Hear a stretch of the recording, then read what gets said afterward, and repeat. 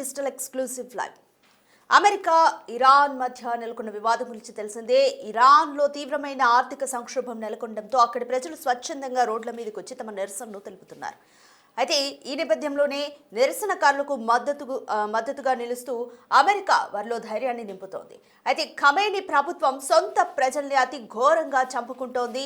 చాలా నివేదికలు బయటికి కూడా వస్తున్నాయి. 18,000 మంది వరకు కూడా ఖమేనీ ప్రభుత్వం నిర్దాక్షిణ్యంగా చంపేసిందని. ఈ నేపథ్యంలోనే అమెరికా ఇరాన్కు పలుమార్లు హెచ్చరికలు జారీ చేస్తూనే ఉంది. బట్ ఇంకా మారణకాండ ఆగకపోవడంతో అమెరికా యుద్ధానికి సిద్ధమైనట్లు తెలుస్తోంది.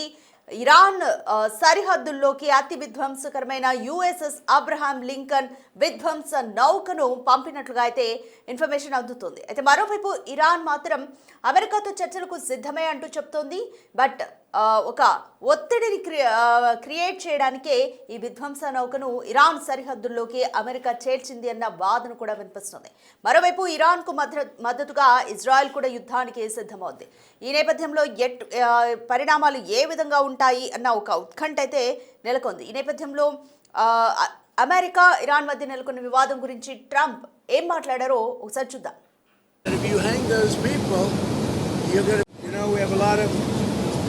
Ships going that direction just in case. We have a big flotilla going in that direction, and we'll see what happens. It's a big force. We have a big force going toward Iran. I'd rather not see anything happen, but we're watching them very closely. I stopped 837 hangings on Thursday. They would have been dead. Every one of them would have been hung. This is like from 1,000 years ago. This is an ancient culture. Very smart people, by the way, but it's an ancient culture. 837, mostly young men, were going to be hung on Thursday. And I said, if you hang those people, you're going to be hit harder than you've ever been hit.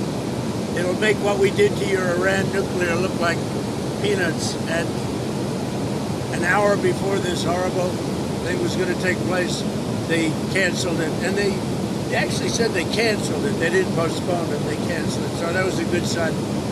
But we have an armada. We have a massive fleet heading in that direction, and maybe we won't have to use it. We'll see. Right, ఒకవైపు Iran మాత్రం చర్చలకు సిద్ధము అంటూ చెప్తోంది అమెరికాతో. మరోవైపు America కూడా యుద్ధ నౌకలను ఇరాన్ సరిహద్దుల్లో మోహరించింది. ఇజ్రాయెల్ కూడా యుద్ధానికి సిద్ధమంటూ ప్రకటించింది. ఈ నేపథ్యంలో ఎటువంటి వాతావరణం నెలకొంటుంది అన్న ఉత్కంఠ అయితే సాగుతుంది. దీనికి సంబంధించి మోర్ డీటెయిల్స్ మా ప్రతినిధి శివాని అడిగి తెలుసుకుందాం. రైట్ శివ, అమెరికా ఇరాన్ పై యుద్ధం చేయబోతుందా? ఏ విధంగా ఉంటుంది సిచ్యువేషన్? రోజు రోజుకు అమెరికా ఇరాన్ మధ్య ఉద్రిక్తతలు తారస్థాయికి చేరుతున్నాయి. ఈ నేపథ్యంలోనే ఏ క్షణమైనా ఇరాన్ పైన అమెరికా అటాక్ చేసే అవకాశాలు అయితే ఎక్కువగా కనిపిస్తున్నాయి. ఇరాన్ సరిహద్దుకు ఇప్పటికే అమెరికా విధ్వంస నౌక చేరుకుంది. అత్యంత విధ్వంస నౌకగా దీన్ని పరిగణిస్తుంటారు. యుఎస్ఎస్ అబ్రహం లింకన్ పేరును ఈ విధ్వంస నౌకకు పేరు కూడా పెట్టారు. ఇటు యుద్ధ విమానాల్లో యుద్ధ సన్నాహాల్లో ఇజ్రాయెల్ కూడా ఉన్నట్లు కూడా తెలుస్తుంది. అమెరికా దాడి చేస్తే ప్రతీకారం తప్పదంటూ కూడా ఇరాన్ కూడా ధీటుగా బదులిచ్చేందుకు ఇరాన్ అధ్యక్షుడు గాని, ఇరాన్ సుప్రీమో ఖమేనీ గాని, అక్కడున్న మద్దతుదారులందరూ కూడా అమెరికాకు వ్యతిరేకంగా ఇప్పటికే సిద్ధమైనట్టు తెలుస్తుంది. తాము కూడా సిద్ధంగా ఉన్నట్లు ఇరాన్ సైన్యం ఒక ప్రకటన కూడా విడుదల చేసింది.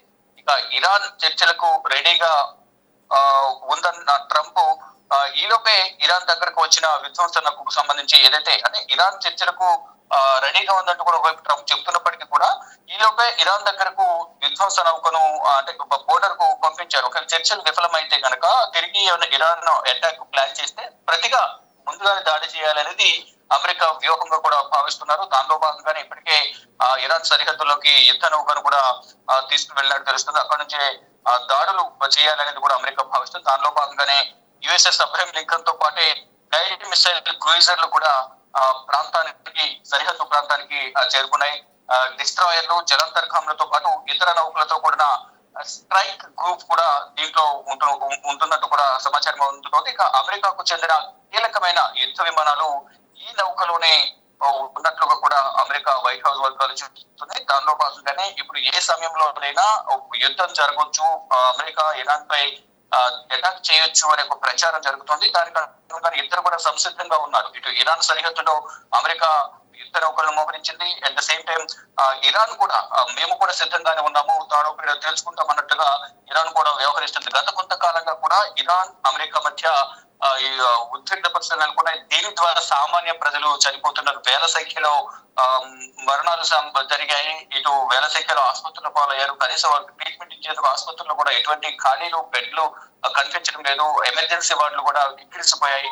ఈ నేపథ్యంలోనే ఒకవైపు ఒక వర్గం అమెరికా అధ్యక్షుడు ట్రంప్ ను వ్యతిరేకిస్తున్నప్పటికీ మరొక వర్గం ఖమేనీ వ్యతిరేక వర్గం మాత్రం ఇప్పటి వరకు ఉన్న నియంత్ర పాలన నుంచి మాకు విముక్తి కల్పించాలంటూ కూడా అమెరికా అలాగే ట్రంప్ ను శరణార్థి కోరుతూ ఉన్నారు. దానిలో భాగంగానే ఇప్పుడు అమెరికా అధ్యక్షుడు ట్రంప్ ఈ దాడికి సిద్ధం చేసినట్లు కూడా ప్రణాళిక సిద్ధం చేసినట్టు తెలుస్తోంది. అయితే ఇక్కడ ప్రధానంగా ఇరాన్ లో ఉన్న చమురు నిల్వల వల్లే ఇప్పుడు ఈ యుద్ధం అనేది జరుగుతోంది అనేది ప్రధానంగా ప్రచారం జరుగుతుంది. అదే వాస్తవం కూడా అంతర్జాతీయ నిపుణులు చెబుతున్నారు. ఇప్పటికే వెనిజులా అధ్యక్షుడు నికోలా మధురేను ఏ విధంగా అయితే చమురు నిల్వలకు సంబంధించి బందీగా చేసుకున్నారో, ఒకవైపు అతను డ్రగ్స్ కు సంబంధించి ఎక్కువగా అక్కడ దందా చేస్తున్నాడు అనేది ప్రధానంగా తెర మీదకి తీసుకొచ్చినప్పటికీ కూడా వెనిజులాలో చమురు నిల్వలు అనేది వెనిజులా, ఇరాన్, ఇతర కొన్ని దేశాల్లో మాత్రమే, రష్యా దేశాల్లో మాత్రమే ఈ చమురు నిల్వలు ఎక్కువగా ఉన్నాయి. అక్కడ నుంచి భారత్ కానీ ప్రపంచ దేశాలు కొనుగోలు చేస్తున్నాయి కాబట్టి దాని ద్వారా అమెరికాకు ఆదాయం పడిపోతుంది.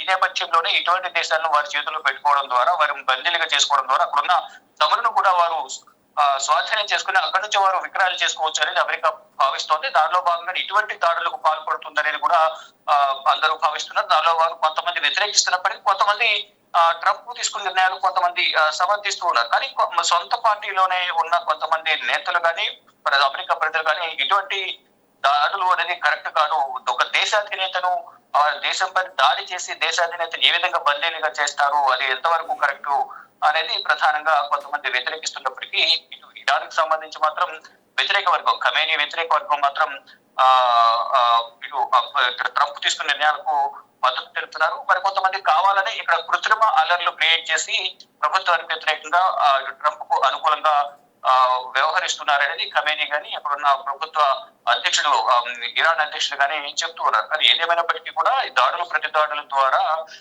సాధారణ ప్రజల ప్రాణాలు పోవడం తప్ప ఎటువంటి లాభము ఉండదు. ఇది చర్చల ద్వారా సమస్యలు పరిష్కరించుకోవాలనేది అంతర్జాతీయ నిపుణులు చెప్తున్నప్పటికీ కూడా ఆధిపత్య పోరులో భాగంగానే ఇప్పుడు ఈ దాడులు ప్రతి దాడులు జరుగుతున్నాయి. ఇక్కడ చమురు నిల్వలను దొంగిలించారని అమెరికా భావిస్తోంది. దానిలో భాగంగా ఇలా దాడులు చేయడం ద్వారా వారిని లోబర్చుకోవాలి, వారి చెప్పు చేతులు పెట్టుకోవాలని భావిస్తున్నారు. ఈ నేపథ్యంలోనే వెనిజులా అధ్యక్షుడు వారి మాటలు వినకపోవడం వల్లే బందీలుగా చేసుకున్నారు భార్యాభర్తలు ఇద్దరిని న్యూయార్క్ తరలించారనేది ఇప్పుడైతే అందరూ భావిస్తూ ఉన్నారు. At the same time next ఎవరు అనేది ప్రచారం జరిగిన నేపథ్యంలో నెక్స్ట్ ఇరాన్ పై దాడి చేశారు. దాడి అనేది జరుగుతూనే ఉంది. వేల సంఖ్యలో మృతులు జరిగాయి, మరణాలు జరిగాయి. ఇప్పుడు అనేక మంది ఆసుపత్రులు పాలయ్యారు. వారిలో కూడా చాలా మంది పరిస్థితి విషమంగా ఉంది. కానీ ఇప్పుడు లాభం పొందేది అమెరికా అధ్యక్షులు కానీ నష్టం మాత్రం ఇరాన్ కు జరుగుతోంది. ఇతర దేశాలకు లబ్ధి చేకూర్చేందుకు సొంత దేశంలో ఉన్న సైనికులను సొంత ప్రజలను చంపుకుంటున్నారనేది ఇటు ఇరాన్ ప్రభుత్వం, ప్రస్తుత ప్రభుత్వం అయితే ఇరాన్ వ్యతిరేక వర్గం మీద, ఖమేనీ వ్యతిరేక వర్గం మీద విమర్శలు చేస్తున్నారు. మరి ఏదేమైనప్పటికీ కూడా ఇప్పుడు త్వరలోనే యుద్ధం జరగవచ్చు అనేది, అంటే ఇప్పుడు ఒకవైపు చర్చలకు ట్రంప్ సిద్ధంగా ఉన్నామని చెప్పినప్పటికీ కూడా ఒకరు చర్చలు విఫలమైతే తర్వాత వ్యూహం ఏంటి అనే దానిలో భాగంగానే ఇప్పటికే ఇరు దేశాధినేతలు కూడా, ఇరు దేశాలు కూడా సైన్యం కూడా సరిహద్దులో మోహరించి దాడులు ప్రతిదాడులకు సిద్ధంగా ఉన్నాయి. రాధిక.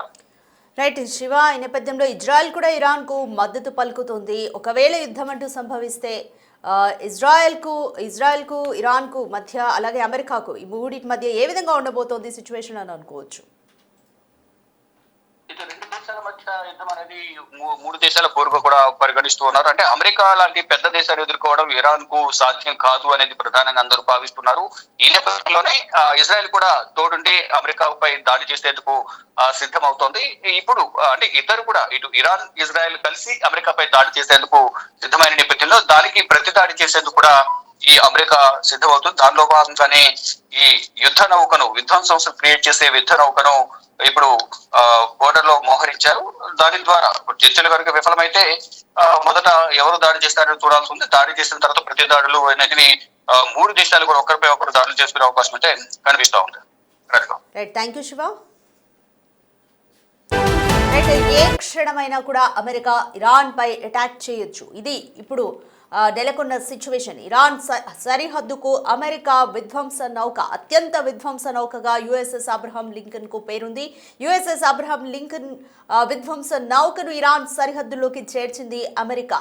ఒకవేళ అమెరికా దాడి చేస్తే మాత్రం ప్రతీకారం తప్పదు అంటూ ఇరాన్ చెప్పుకొస్తోంది. తాము కూడా సైన్యంతో సిద్ధంగా ఉన్నామంటూ ఇరాన్ చెప్తోంది. ఇజ్రాయెల్ కూడా మేము ఇరాన్ కు మద్దతుగా సైన్యంతో సిద్ధంగా ఉన్నామంటూ చెప్తుంది. మరి ఇరాన్, ఇజ్రాయెల్ రెండు కలిసి అమెరికాను ఎదుర్కోగలవా? ఏ విధంగా ఉంటుంది సిచ్యువేషన్? ఇరాన్లో మారణ హోమం ఇంకా ఆగుతుందా? దీనికి ట్రంప్ ఎండ్ కార్డ్ వేస్తారా? ఏ విధంగా ఉంటుంది అన్న సిచ్యువేషన్ ఏ విధంగా ఉంటుంది అన్న ఉత్కంఠ అయితే నెలకొంది.